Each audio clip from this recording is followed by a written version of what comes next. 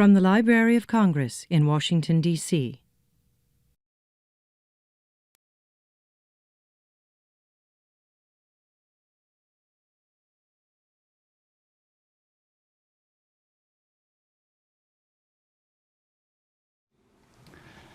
Today's lecture is presented by the John W. Kluge Center at the Library of Congress in conjunction with the National History Center of the American Historical Association.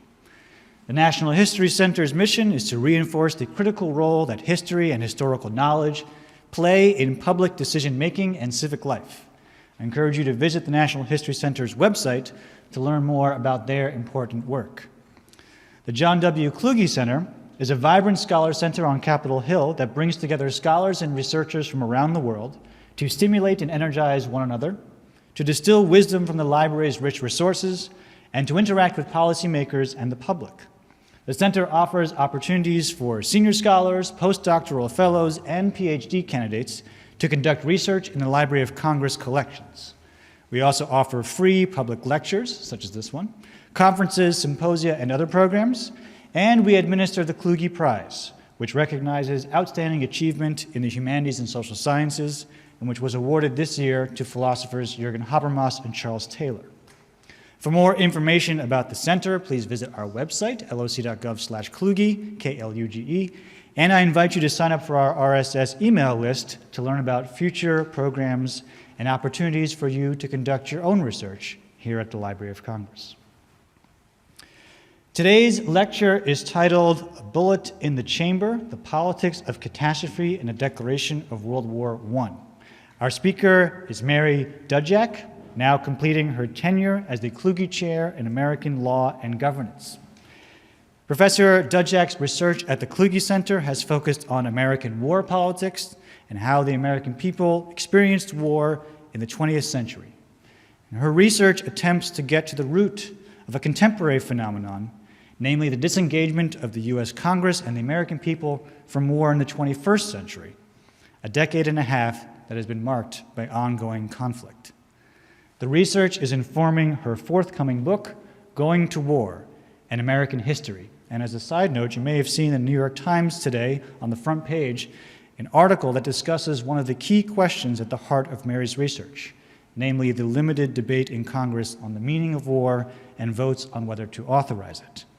Today, Mary will speak about how America was mobilized for World War I by catastrophes of sunken ships by German U-boats, and how catastrophes can mobilize Americans to engage in distant conflicts that create physical and emotional distance from death and dying. Mary Dudziak is the Asa Griggs Candler Professor of Law and Director of the Project on War and Security in Law, Culture, and Society at Emory University. Prior to her position at Emory, she was the Judge Edward J. and Rui L. Giardo, I probably pronounced that wrong, Giardo, Professor of Law, History, and Political Science at the University of Southern California. She has also taught at Duke, Harvard, the University of Maryland, and the University of Iowa. She serves on the Historical Advisory Committee for the U.S. Department of State and the editorial board of the journal Diplomatic History. She's an expert in constitutional law, legal history, diplomatic history, and civil rights history, and her books include Wartime, An Idea, Its History, Its Consequences, Exporting American Dreams, Thurgood Marshall's African Journey, and Cold War Civil Rights, Race and the Image of American Democracy. She received her PhD from Yale University, her JD from Yale Law School, and her AB in Sociology from University of California, Berkeley. And most recently, she has been the Kluge Chair in American Law and Governance here at the John W. Kluge Center. So please join me in welcoming Mary Dudziak.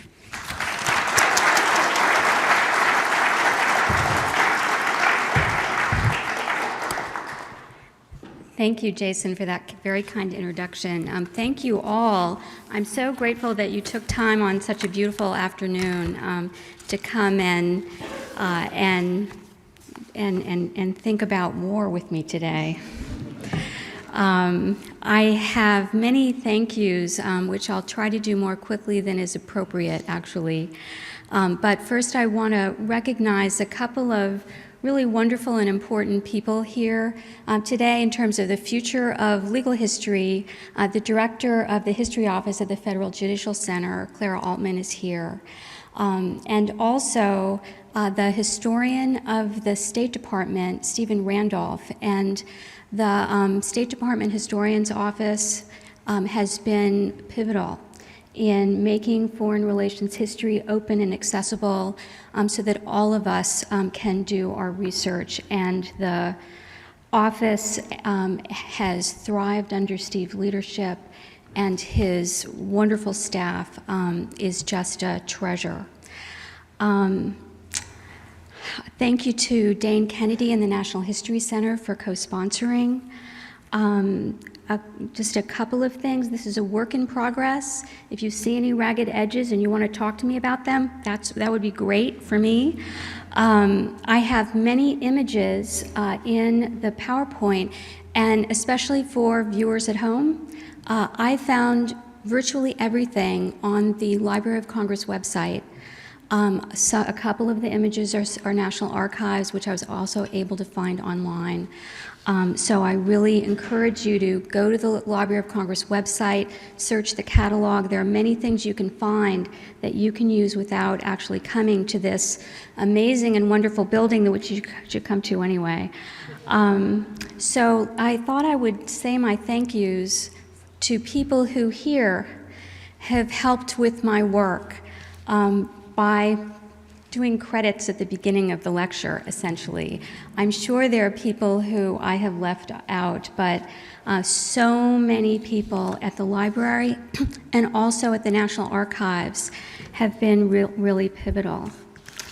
So one thing you won't see is a lot of discussion about pacifism, and especially the women like Jeanette Rankin, who were so pivotal in this particular era. I originally wanted to do a lecture on her. Jeanette Rankin and my topic today is right now in the same chapter, but they didn't fit in a lecture unless I did Robert La Follette's strategy. When he spoke on World War I, he spoke for 4 hours. But I don't think you'll stick around that long. So, on a rainy evening, April 2nd, 1917, a somber Woodrow Wilson arrived at the Capitol to call upon Congress to declare war on Germany. He entered the House chamber where senators, Congress members, Supreme Court justices, and others knew his purpose, although the words had been crafted by Wilson only the day before on his typewriter and shared with almost no one. Gathered in the chamber was a small group of old soldiers. The Congress called into session included members of a generation that had seen their own country as a battlefield. 15 members of the 65th Congress had fought in the Civil War. Others were children of the Civil War, like the president himself. And Wilson's chief antagonist in the Senate, Robert La Follette of Wisconsin, born in 1855, grew up playing soldier with other children. These lawmakers brought Civil War memory into their political identities and their understanding of war. Senator Newt Nelson of Minnesota, a Civil War veteran, was wounded in the Battle of Port Hudson and taken prisoner. He carried with him the memory of a severely wounded comrade. His arm separated into 3 pieces, left to die by Wilson's captors. But the Civil War had more than an abstract presence in the House chamber that night. Senator Nathan Goff of West Virginia, a Union veteran, was plagued through his life by his Civil War injuries and was absent, he said, because of them. And still lodged in Nelson's thigh in 1917 was the Confederate bullet that had injured him. So this is the first bullet in the chamber, the bodily presence in Congress in 1917 of the legacy of war.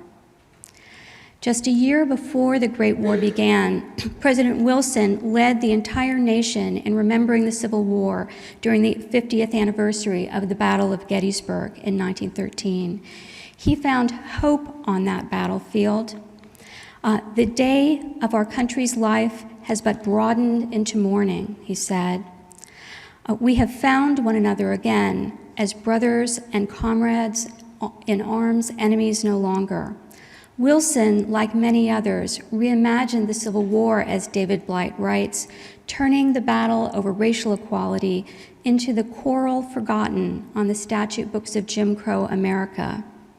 This reimagining of the war was not Wilson's alone, but was shared with many Civil War veterans, including Newt Nelson, who would dress in Union blue and join arm in arm with Senator John Hollis Bankhead, the last Confederate veteran to serve in the Senate, dressed in gray, leading Congress members on a march honoring World War I draftees later in the year.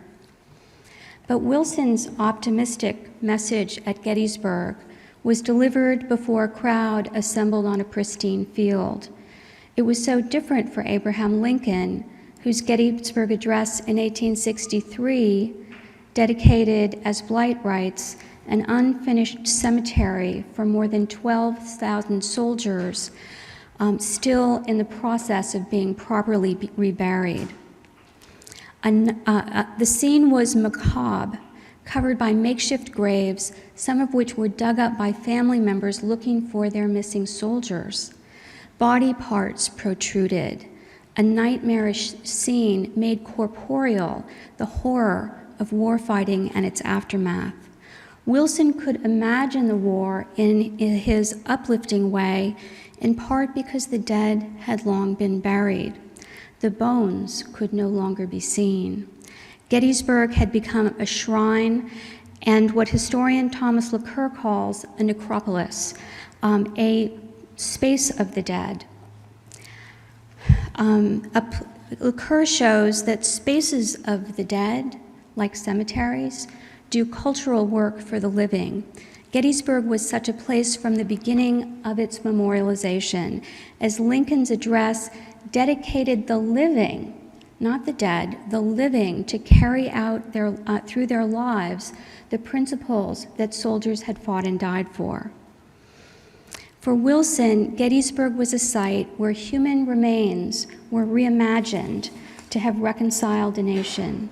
Not seen was what political divisions pursued through warfare had done to the bodies.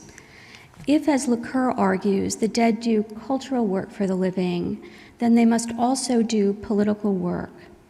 Drew Gilpin Faust's essential work on death and the Civil War provides an important point of departure for understanding the political work of the dead in later years. And I should say, I never planned to write about World War I, but taking seriously Drew Gilpin Faust's work and thinking about the implications for a time when the battleground was elsewhere caused me to rethink my project, roll back the timeline, and rethink the entire 20th century. During the Civil War, the sheer number of dead meant the experience with war death had deep impacts on Civil War Americans.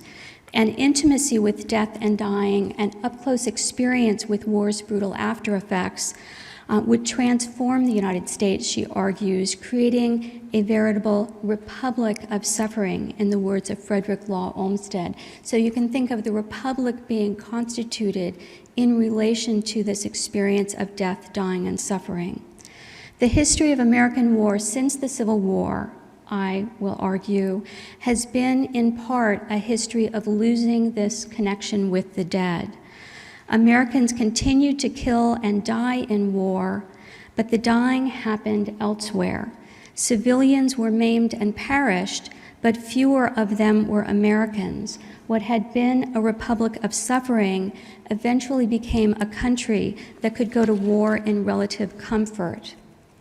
The loss of a direct connection between American civilians and the experience of war's violence is usually thought of as a post-Vietnam story with the demise of the draft, leading to our contemporary military-civilian divide.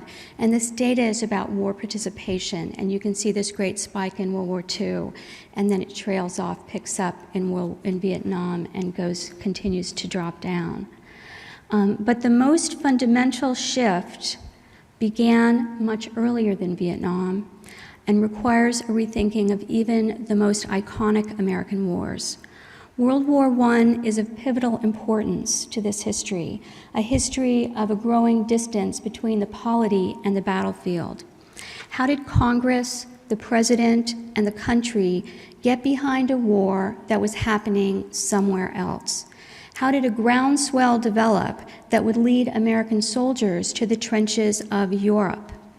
There are a number of factors that matter to the full story of U.S. entry into World War I, but one thing is crucial: bodies in the water and the stories told about them. Dead American civilians in the Atlantic Ocean and their appearance in the press, politics, and propaganda. In the vast literature about the power to go to war, World War I provokes really not that much interest. After all, when it came to entering war, politics seemed to work the way they should. The president asked for a war declaration, Congress provided one. What's the focus of the scholarship is what happens afterwards, especially the violation of civil liberties. But unlike the Spanish-American War, World War I did not even encompass territory that the U.S. would lay claim to. When war broke out, Americans savored their distance from the conflict. "I thank heaven for the Atlantic Ocean," wrote U.S. Ambassador to the United Kingdom, Walter Hines Page. And President Wilson reassured the press and the country that the country would stay out. "The United States has never attempted to intervene in European affairs," he said. "The conflict was remote, and for most Americans, an abstraction." British leaders noticed this. The British ambassador to the U.S. complained that Americans thought the war was a bore or an immensely interesting spectacle provided for their entertainment. The British worked to overcome this. The target of their propaganda efforts was neutral nations. This means that the information Americans had about war would sometimes be exaggerated in the hope that the U.S. would join the war on the side of England. But straightforward reporting sometimes broke through American indifference. Americans were outraged in May 1915 when a German submarine sunk the Lusitania, killing nearly 1,200, including 128 Americans. But Americans remained reluctant to join the conflict, and a year and a half later, in the 1916 election, the Democratic Party's slogan, "He kept us out of war," helped Wilson prevail in an extremely close election. Members of Congress understood the way deaths of American travelers affected the public, and some argued that Americans should stay home so that deaths on torpedoed ships wouldn't drag the country into war. Thomas Gore said, "No single citizen should be allowed to run the risk of drenching this nation in blood." Congress members proposed to ban passports to Americans for travel on belligerent ships and for sailing on ships carrying contraband, but these things didn't pass.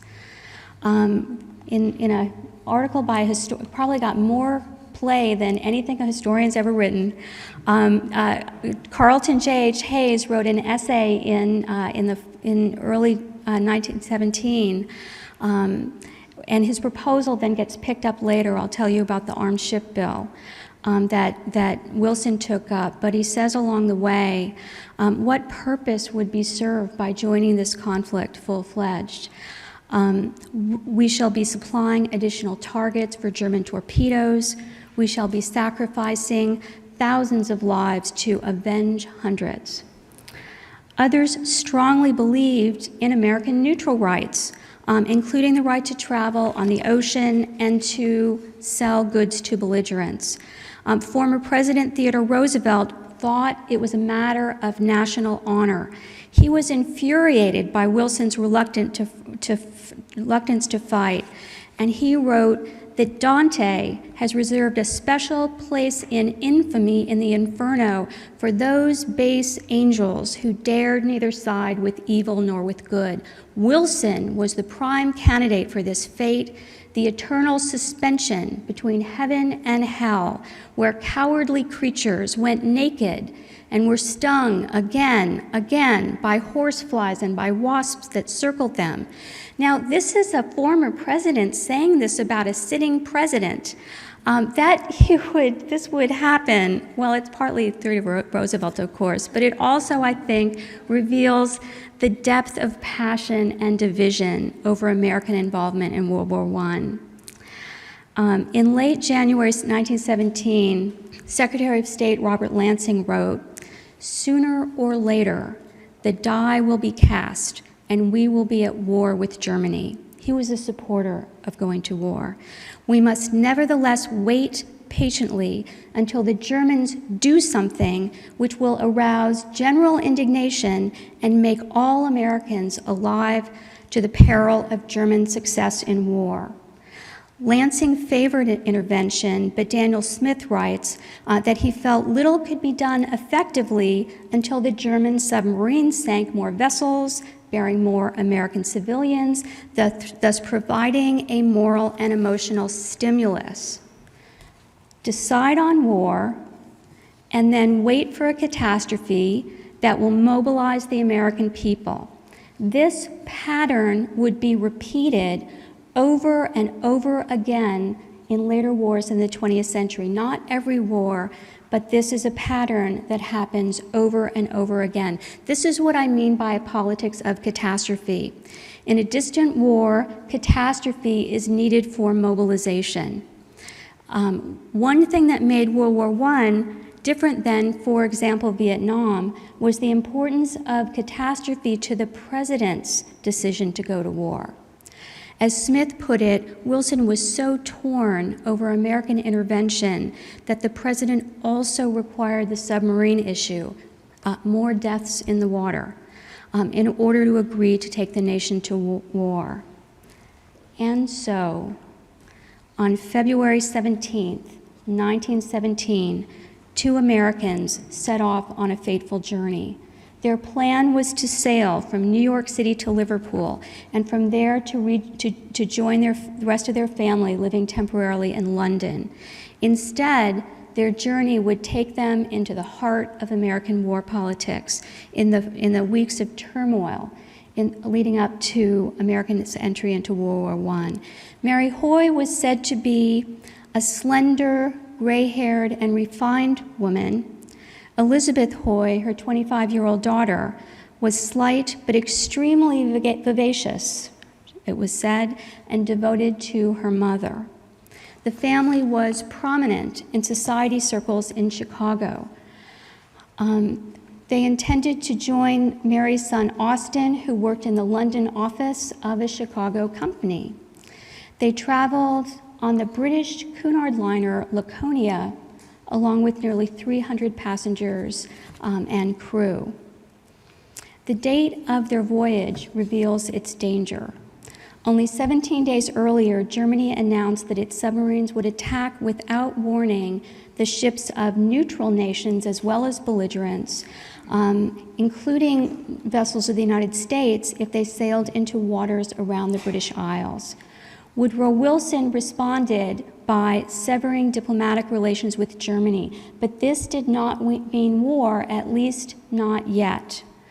Wilson warned that if there were actual overt acts against American ships or resulting in the deaths of Americans, he would ask Congress for authority to use any means that may be necessary to protect Americans at sea.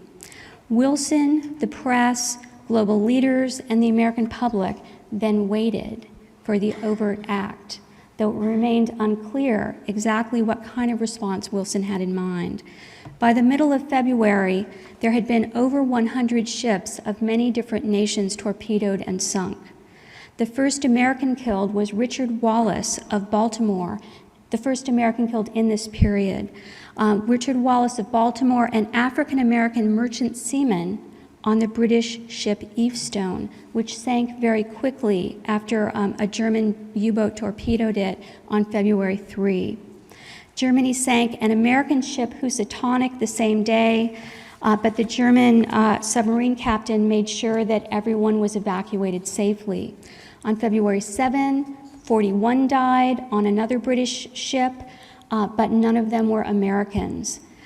There was speculation that another African-American seaman was killed when a British ship went down on February 10th, but the press sort of fades out on that one. An American missionary in China, Robert Hayden, was killed when the French steamer Athos was torpedoed on February 17th.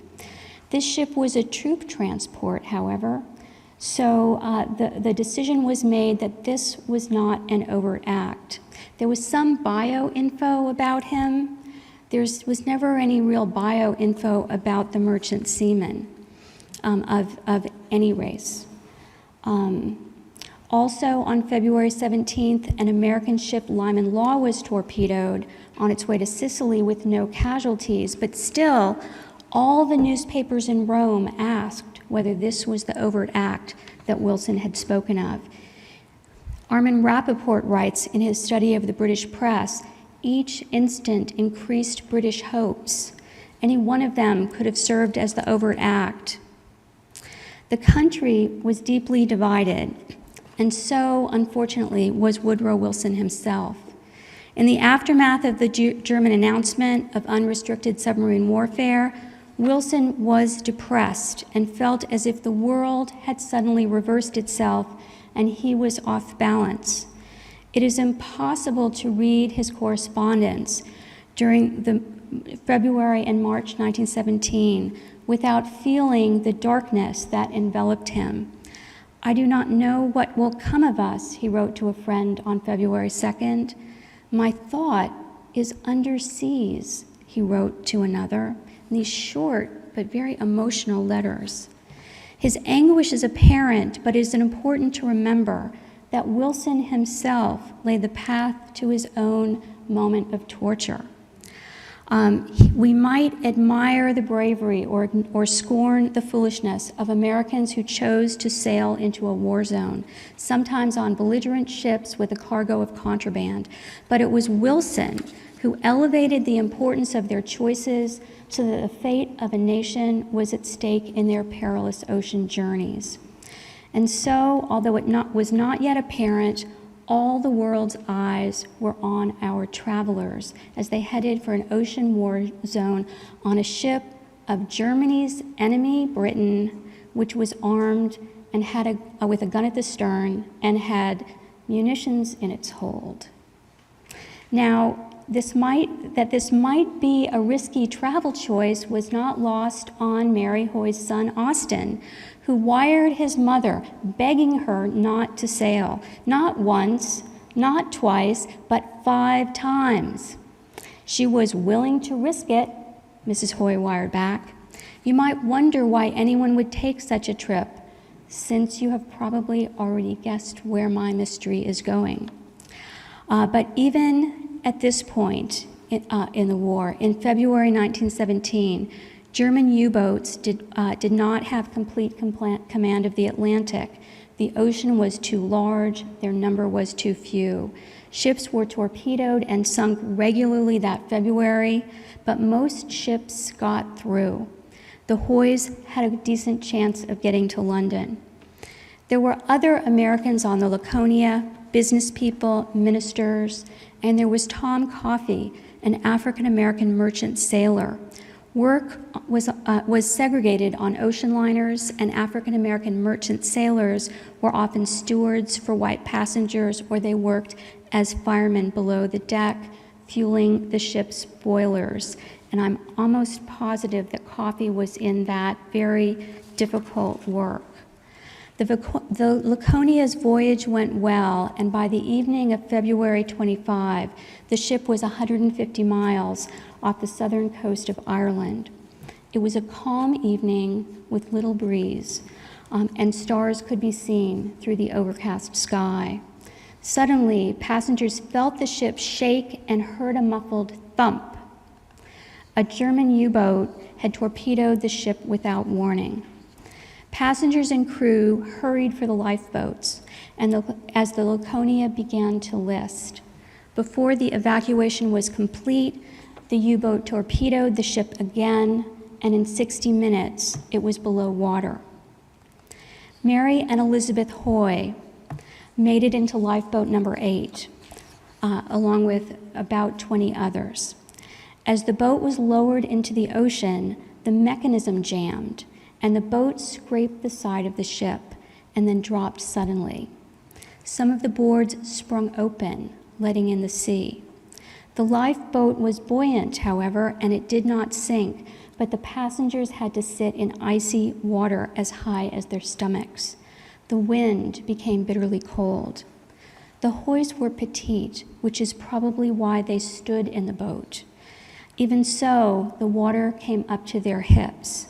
They spoke to each other from time to time, another passenger remembered, but they seemed dazed and confused. Then, between 1 and 2 in the morning, Mary Hoy quietly slumped over. She was dead of exposure. Elizabeth tried to wake her mother before succumbing herself. Tom Coffey, the crew member, was also in lifeboat number 8. He died after the Hoys, and his body and the bodies of others were thrown by survivors into the water. The remains of the Hoys were kept on board until daylight, as if they were trying to keep them in the hope that they would save the bodies for rescue. But of course, it was keeping the boat lower in the water. But they were finally put into the ocean. The survivors were finally rescued at 6:45 in the morning. News of the sinking dominated the American press with front-page huge headlines. In the New York Times was a tearful statement of Mary Hoy's son, Austin. "Wasn't this the overt act Wilson had warned of?" he demanded. "As an American whose mother and sister had perished, he felt that he had the right to ask President Wilson, what is America going to do?" According to the story, Hoy wanted vengeance. America should go to war, and he would be the first to enlist. Now, let me drop a little footnote. That was the news story. Hoy had Hoy's own personal statement to Wilson, said the same things, but was very measured and not emotional. According to one source, the interview done in London was fraudulent. I suspect it was part of the British propaganda effort to encourage America to join the war. I can't tell from the sources I've seen, but that would certainly be consistent with British propaganda efforts, and I'm heading out to College Park, to the archives, to try to nail this down before I leave town. But with or without an enhancement, Hoy's statement, with the enhancement of Hoy's statement, the Laconia deaths by themselves had an impact. An upset over the Laconia reverberated into the family quarters of the White House because First Lady Edith Wilson knew the Hoys personally and was very upset. Eventually, the Wilson administration confirmed that the case is clear-cut and the Laconia incident was the overt act justifying stronger intervention against Germany. President finds Laconia sinking overt act topped the New York Times front page banner headlines. Wilson then used the Laconia to build political momentum in favor of some level of response. Now, the focus of dramatic Laconia stories was the death of the Hoys, with lots of details about their family and their lives in Chicago. Coffey's death was mentioned in passing, if at all. White bodies, especially white female bodies, drove the maudlin coverage in American newspapers for this thinking and for others. For the press and American politics, whiteness seemed necessary to trigger pathos and passion. It's not just coffee. Other African-American seamen and other working-class men working on ships mentioned in passing, and not getting this sort of emotional coverage. The Laconia sinking shows us something important about the politics of catastrophe. What motivates particular sentiment, popular sentiment in politics, is not a concrete and transparently knowable event, since, especially with distant war, catastrophes are far away. The catastrophe is an event that is narrated in a way that motivates people. What shook Americans was not any old body in the water. The Evestone with the death of an African-American seaman didn't even make it onto the agenda as an overt act. The catastrophe in World War I was raced and was gendered. As pressure built, Wilson decided on a middle course, not joining the war effort, but protecting American ships by arming them. On February 26th, he asked Congress for a statute that would allow him to do that. American ships in those zones identified by Germany would be allowed to fire on submarines without notice. And news of the Laconia trickled through the chamber as this bill was before the House. If allowing private American vessels to shoot German submarines with U.S.-supplied arms and naval personnel sounds like a great way to start a war, this certainly occurred to members of Congress. And this was reinforced by the reaction from other neutral nations and from Germany, seeing armed private vessels as nevertheless vessels of war. Concern that the president was seeking to go to war without a declaration was also reinforced by the language of the bill itself. The Senate provision provided for authority beyond arming merchant vessels. You can see the president would be authorized and empowered to employ other such instrumentalities. What are those? Only he knows. And methods as may, in his judgment and discretion, seem necessary and adequate. You know, really a nice strong bar there. I think it is fair to say that this is Wilson's equivalent of LBJ's Tonkin Gulf resolution on the war in Vietnam. It was a way to go to war without actually saying so. If it hadn't been for a Senate filibuster, this is probably what would have happened in World War I, though a declaration probably would have followed afterwards. There's an important difference, however. Lyndon Johnson wanted a war resolution in order to look strong before the 1964 Democratic Convention. Wilson's indirect path towards war seemed geared to washing his own hands of responsibility for a policy that, for what his policy would clearly have accomplished. He's sort of going to war without having to say so.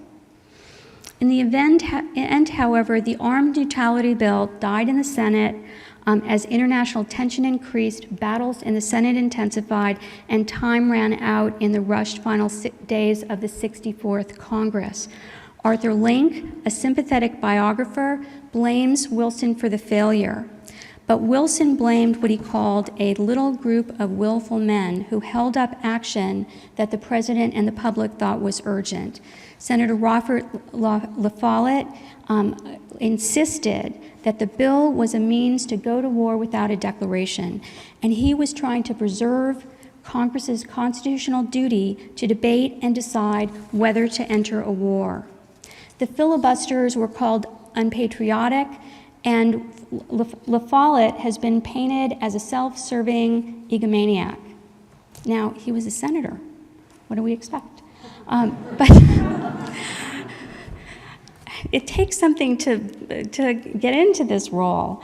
And the role he played in the Senate was his personality sort of played into that and enabled it. But this episode still stands, I think, as an important example of an enduring truth. There is power in Congress to impede the march to war. There is, of course, extensive power in the president, but there is also at least latent power in Congress, even for congressional minorities. There is always a bullet in the chamber, in the metaphoric sense, a bullet that may be fired or may be withheld. Power is exercised by firing and refusing to fire. The political effort to stay out of war, that this ultimately failed as a new Congress quickly came into session, should not erase what these senators accomplished, especially in light of the politics of war today. You know, this episode is actually a refreshing example of Congress trying to engage politically and do something. But the power of Congress is, of course, limited, which is why a vigilant public is the most important repository of restraint. Wilson then did what many presidents have done after, when they haven't had war powers legislation from Congress. He instead drew on his own presidential power and armed ships without an authorization. Now, while all of this was happening, the American public also learned of something called the Zimmermann telegram. The German foreign secretary proposed an alliance with Germany if the U.S., between Germany and Mexico if the U.S. entered the war, which would involve essentially Mexico getting part of Texas back. This inflamed public opinion, and it contributed to a growing consensus against Germany. In spite of German provocations, however, American entry into the war was not inevitable. John Milton Cooper writes, "Nothing was foreordained about what the response might be, not even in 1917. Some have argued that the Zimmermann telegram was pivotal in driving the country to war. I would argue, however, that without American bodies in the Atlantic Ocean, the Zimmermann fiasco could have been managed diplomatically. The essential element in the politics of war was the bodies. That was the catastrophe that mobilized American support." Wilson's own evolution was agonizing. In early March, he was sick with what was supposed to be a cold. He saw almost no one and was in bed for days. This was the period that biographer Arthur Link calls Wilson's Gethsemane, invoking the biblical story of the place Jesus prayed on the night before his death, when, according to the Gospel of Matthew, Jesus said that his soul was overwhelmed by sorrow to the point of death, and according to Luke, his sweat was like drops of blood falling to the ground.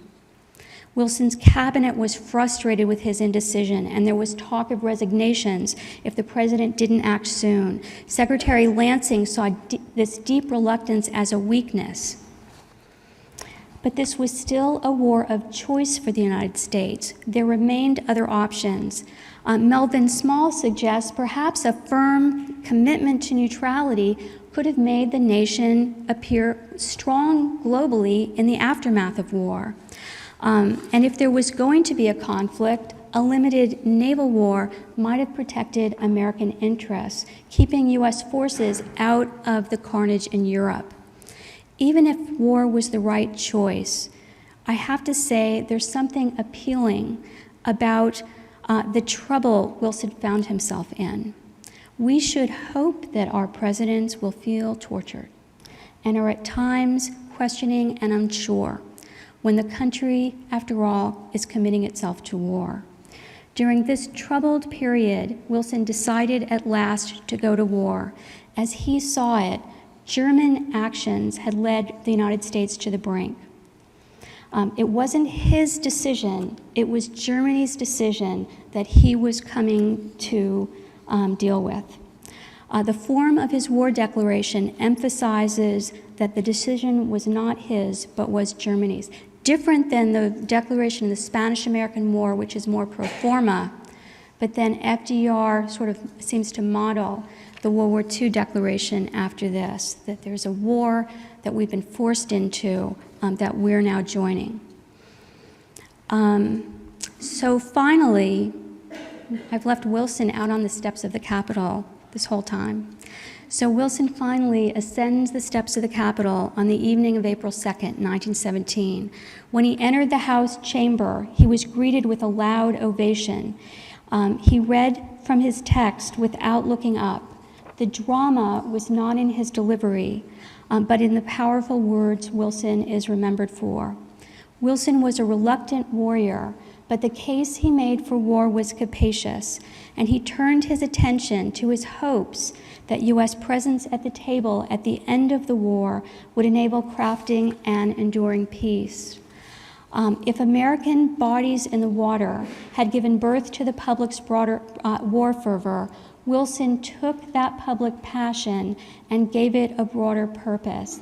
The decision for war was not to punish Germany, he insisted, but to vindicate the principles of peace and justice in the life of the world as against selfish and autocratic power.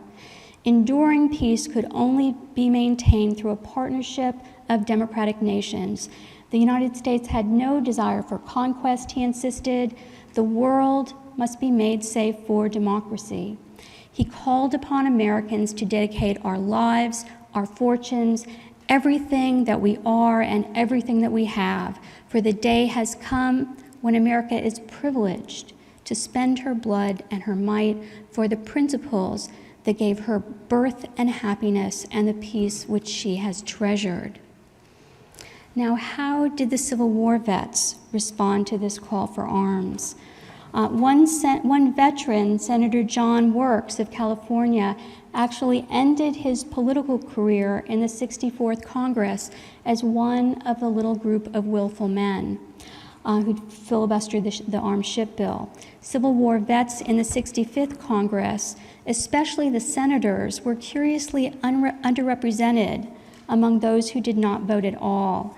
Now, some of them had excuses, illness, they couldn't get to the Senate on time, but we can't dismiss the possibility that I couldn't be there was a way of not having to vote on a declaration that had become so popular.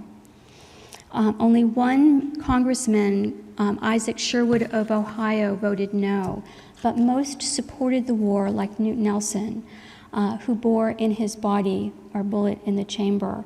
Knowing war or seeing war up close does not necessarily generate pacifism. Sometimes it generates support for belligerency. The role of the Civil War vets went beyond their vote breakdown, however, and what they had to say about war. They informed Wilson's own sense of the meaning of the war. On June 5th, 1917, the last Confederate veteran in the Senate, John Hollis Bankhead, gave a short and emotional speech in the Senate. The shattered remains of the Confederate military were in Washington, D.C. for a reunion, and they were so proud that they would be marching before their president.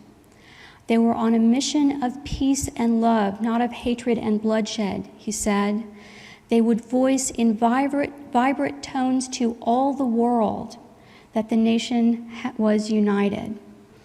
The presence of Confederate veterans gave a child of the Civil War, Woodrow Wilson, an occasion to reflect on the meaning of both conflicts. Providence has plans for us that we cannot perceive, he told them. Now that they could see themselves as part of a united nation, it had become clear what the great ends which God, in his mysterious providence, wrought through our instrumentality.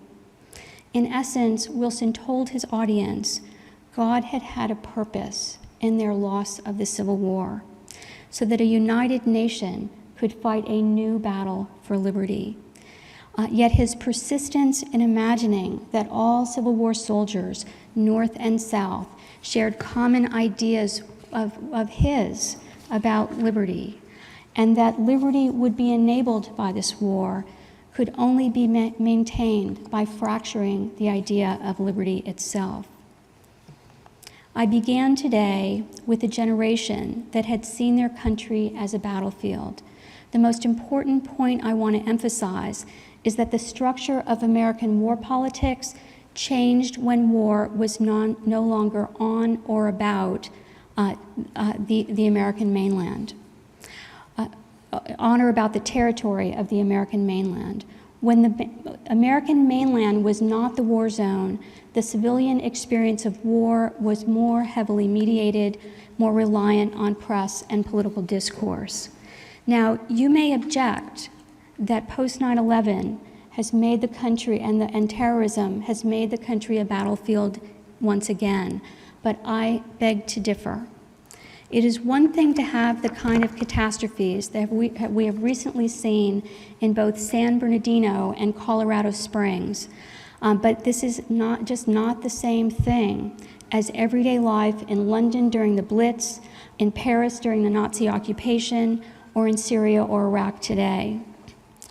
So today, here across the street from the Capitol, I wanted to emphasize especially that latent power that exists in Congress, the bullet in the chamber. But Congress has no incentive to act if the American people have checked out of the conversation. The most important check on the war powers is always an engaged and informed citizenry. And I'm sorry to report that American apathy has a long history, and it was set in motion when war became distant so that military engagement would no longer generate the Civil War experience of a republic of suffering. Thank you.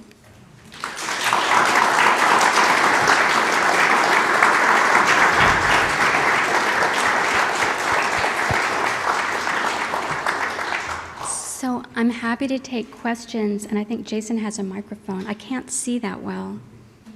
So, yes. Thank you, Mary. Excellent lecture, really excellent. Just the stories that you wove in there with the history. The question I have is, where does Wilson's, call it his idealism, make the world safe for democracy, his belief that he could really help remake the world, which he was thinking about kind of all along, right? He was thinking about it earlier in his presidency while he still didn't want to enter the war. But it seemed like that, you know, maybe it was opportunism, but it seemed like that was one of his motivations for taking advantage of some of the opportunities that present themselves by Americans being killed. Where does that fit in? Yeah, he has a broader menu, as you suggest, of reasons to go to war. And one of the most important questions is, how can the U.S. best be in a position to shape the peace? And clearly, once the decision has been made, that is then giving him his sense of really kind of purpose and optimism. In terms of really, just sort of as a historian, in terms of nailing down what mattered exactly how much when, Arthur Link, who was the editor of the Wilson Papers and was just a tremendously thorough biographer, basically says during this period when Wilson has a cold, a cold doesn't require you to be in bed for days on end, getting up not until the afternoon. So something was going on with him, and from the outside, you wonder whether he was really quite depressed. Some people speculate other health issues, but it's all speculation, I believe. During that time, he wasn't seeing anyone but his wife. He didn't write in his diary, and there's just not the trail.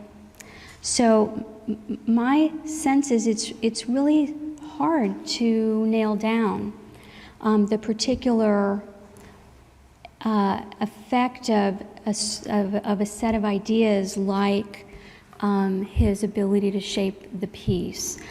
Without having Wilson writing, I finally decided to do this because I can only say he was really, you read his letters and he was so tortured. And certainly in early February, he already had the idea that he wanted to be in Paris and be part of the debate. But he's still waiting for the Overt Act.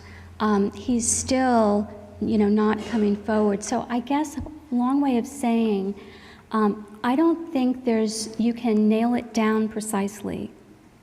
But it seems to me that probably the best answer is that in spite of these other reasons, he's not really moved until he feels that he's been pushed so far. And the deaths in the Atlantic, it's this sort of growing sort of sensibility, and the whole country and the world is looking at him and saying, when's Wilson going to act? And then he finally sort of comes around and decides to go to war. So from my perspective, I think what that means is whatever else is on the table, you don't really get there without the bodies. And one of the reasons, and that's really what seems to create this groundswell domestically, which, regardless of Wilson's ideas, that's what's needed to really, push this with so much support through Congress, and then put Wilson in a position that he's got the power to put through the war measures that he feels he needs. Michael's over here. Great talk, Mary. Thank you. One quick comment on that, if I could, and then a question.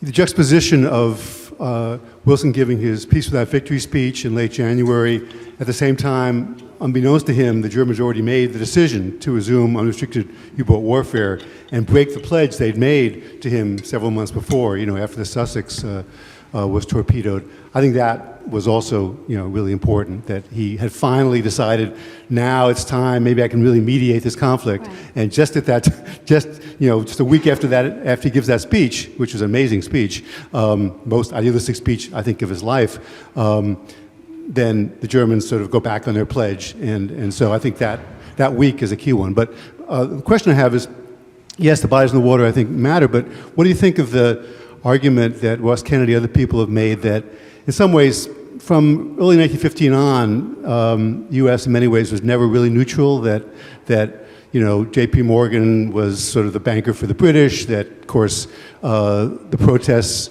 for obvious reasons, about Americans being killed on British ships were much louder than the protests about the British blockade of Germany, which was, of course, killing lots of Germans through hunger and disease. So I wonder what you think of that idea that, yes, the bodies in the water mattered, but the stage was set as soon as the Germans decided they had to win the war soon before the U.S. might get in, that the U.S. really was never that neutral. Yeah, and I should say this comes from the biographer of William Jennings Bryan, which is an essential work for this period, and so I pretty much want to sort of pick your brain at some point about all of this. But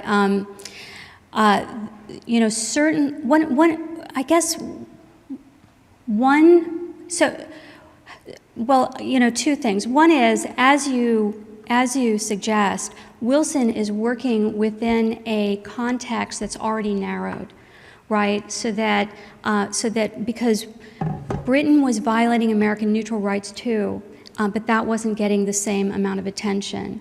There's also all of this concern that then surfaces after the war about, is the reluctance to have more of a restraint on American trade and people traveling across the Atlantic tied to the fact that people are making money producing munitions, and this is about financial interests. So, from my perspective and the stuff I've looked at, there's just this interesting moment after the war where, if you think about World War I as the first big distant war that wasn't about territory the U.S. thought belonged to the U.S. Then there's an era that I think of as sort of like the debate about the War Powers Resolution after Vietnam. Can we roll this back? And so this debate about why did we get in is part of that. A debate about should there be a war referendum before we declare war is part of that. And Jeanette Rankin is right in the middle of that. And the Nye Committee and neutrality in the 30s is all part of a piece about how do we take into account the way that financial interests can sort of put us in a position that the deck's stacked. And so you get this sort of dynamic that Cold War scholars talk about in the military-industrial complex literature, right, where you've got politicians whose political careers are tied to financial interests who don't want that commerce to be closed down. So I think it's tremendously important. I don't see Wilson having a self-awareness of the way the stage has been limited. And so I think that, earlier on he would raise those issues, but once we get to February 1917, it's just like the walls are closing in on him.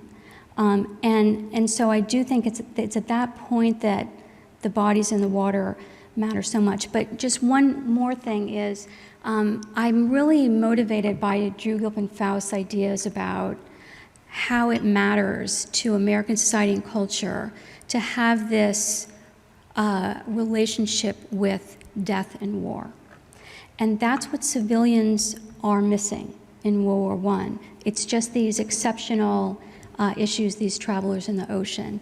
I even make an argument in World War II because American civilians there see war and know war largely through media and photographs that's censored for the purpose of their mobilization. So this issue of the distance between the polity and the battlefield, what that especially drives is how the American people are engaged or not with war. Take a question on this side of the room. Mary, thank you. I thought you might have rushed a tad at the end to turn the corner to 9/11 and Vietnam and what the lessons of this for that. And I'd like to understand what you think the lessons are, because of what I got, I didn't get, which is to say that it seemed as though you weren't crediting the 9/11 experience with sufficient connection to the American people. But if I understood you correctly, and I would have thought there was quite a lot, that this was on American territory, this was killing Americans on American territory, and that if there were a country that had done that, it wouldn't have been hard to get a declaration of war, although that's a tad out of fashion. And so, I mean, it seemed like everything for casus belli is there, and we came the closest we could. We found the closest thing we could in Afghanistan. Put Iraq aside, make believe we never did that. I wish we could undo that. But Afghanistan, I think, was wildly, if popular is the right word, as a reaction to an attack on us. I mean, and if one of the divisions in this is what wars that America has fought were optional and which ones weren't, I think most people would have said World War I was optional. World War II wasn't after Pearl Harbor. Before, plausibly, that hegemony in Europe wasn't enough if Americans weren't dying directly. So I guess when you, and Vietnam is yet another case, but I would like you to go to the turning the corner and tell us what you think the message is there. Okay, what I'd like to do is problematize the idea, first of all. I mean, there's sort of a number of things to say. The 9/11 terrorist attacks then end up becoming a war in Afghanistan, right? Was 9/11 a war? It was certainly a catastrophe, right? On the day itself, 9/11, I think of it as a moment of tremendous narrative ambiguity and confusion. And during the day, people fought and argued with each other about what it was and what it meant. And really, no one knew. And everyone I knew was afraid. I was in Los Angeles, and everyone was afraid. But there was a debate. You know, is this war or is this terrorism? And one of the things that I'd like to remind everyone is of what happened right afterwards. People around the world took American flags, candles, and flowers, and they went to American embassies around the world, and they cried. And they came together in this global moment of support for the United States. Now, in New York, people fought with each other in chalk on the sidewalk. You know, bomb them all, let God sort it out.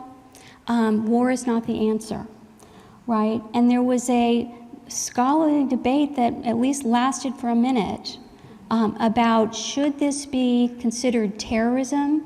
Is this a big international crime? If you call it a war, that in some ways ennobles the terrorists. Is that what they're looking for after all?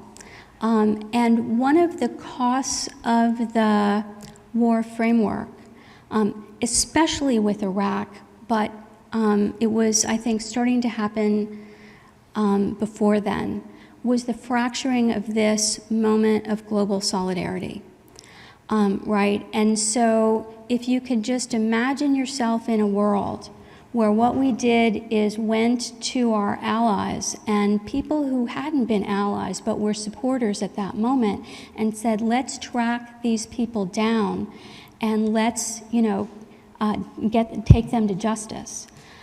So there were alternative courses to take after 9/11. Once it became a war, there wasn't aerial bombing in Los Angeles. You know, there wasn't aerial bombing in New York. And so the United States is in a position that's highly privileged, right? If we decide to go to war with someone, even if we think we have enough of a provocation within the United States, the battlefield isn't here. We sometimes seem to make the battlefield here, but the battlefield isn't here. Living here isn't like living in Afghanistan when the United States was, first went to war against Al-Qaeda. So what is that? That puts us in a position that then you have the ongoing conflict without the sort of engagement and the concern that many folks in the military have about a military-civilian divide where the United States decides to go to war, but they want somebody else to do all the fighting, right? And you don't have, if you had more of a sort of a common, I don't know what it would be, but I think I can explain more what I think has happened than what might have been a sort of a policy alternative. But certainly I don't think that isolated terrorist acts that happen all over the world and have been happening for a very long time, that those acts should be treated in the same way as the way that war is experienced when someone invades your territory, takes your family's house as their quarters, and does all the things that a oppositional military does when they've occupied your territory. We don't experience that anymore.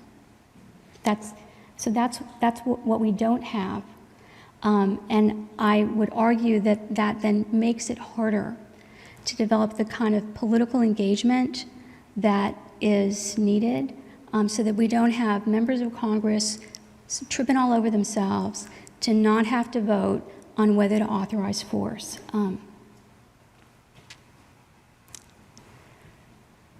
Can you, yeah. Yes, go ahead.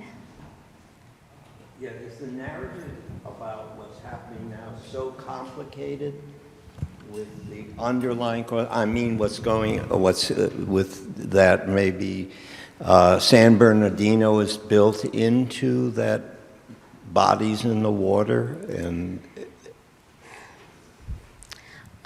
Well, what we can see from 9/11, San Bernardino, et cetera, is the way catastrophe motivates Americans paying attention, right? And I guess what I'm trying to do is sort of roll that back and think about how that's been a feature of needing to ramp up American attention and engagement when deep war mobilization has been needed.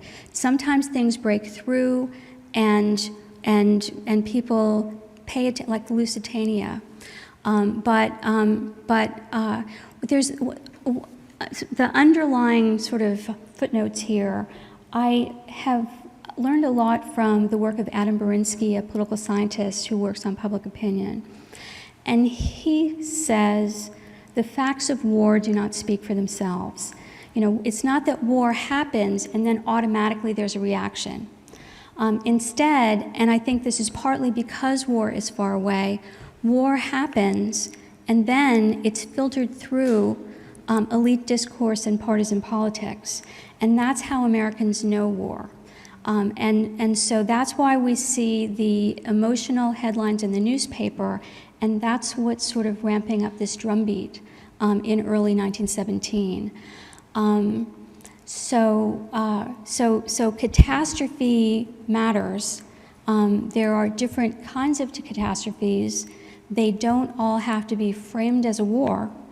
And I think we want to be aware of the way that sometimes letting the emotionality subside as opposed to going to the microphone immediately and, you know, this is a war and we're going in, that can create a space for both politics and for sort of critical engagement with what's really in American interests. I think we'll have to stop it there. Please join me in thanking Mary Dudziak.